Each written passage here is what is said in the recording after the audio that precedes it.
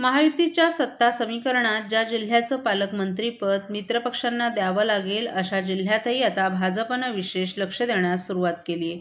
भाजपचा पालकमंत्री नसलेल्या तब्बल 15 जिल्ह्यात भाजपचे मंत्री संपर्क मंत्री म्हणून काम करणार आहेत. यात उपमुख्यमंत्री एकनाथ शिंदे आणि अजित पवार यांच्याकडे पालकमंत्री असलेल्या जिल्ह्यातही भाजपनं संपर्क मंत्री नेमले आहेत. सरकार आणि संघटनेत समन्वयासाठी या विशेष नेमणुका करण्यात येत असल्याचं भाजपकडून सांगण्यात येत आहे. उपमुख्यमंत्री एकनाथ शिंदे यांचा बालेकिल्ला असलेल्या ठाण्यात भाजपनं आपले मंत्री गणेश नाईक यांच्याकडे संपर्क मंत्रीपद सोपवले. मुंबई शहर जिल्ह्यात मंगलप्रभात लोढा हे संपर्क मंत्री असतील. अजित पवार पालकमंत्री असलेल्या बीड जिल्ह्यात पंकजा मुंडे यांना संपर्क मंत्री बनवण्यात आलं आहे. पुणे जिल्हा संपर्कमंत्री पदाची जबाबदारी मंत्री चंद्रकांत पाटील यांच्याकडे सोपवण्यात आली आहे.